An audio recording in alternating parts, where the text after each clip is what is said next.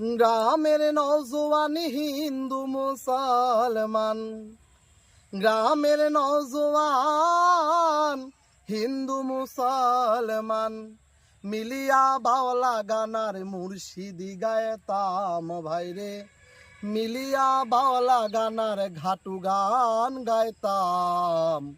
আগে কি সুন্দর দিন কাটাইতাম আমরা, আগে কি সুন্দর দিন কাটাইতাম, আগে কি সুন্দর দিন কাটাইতাম আমরা, আগে কি সুন্দর দিন কাটাইতাম।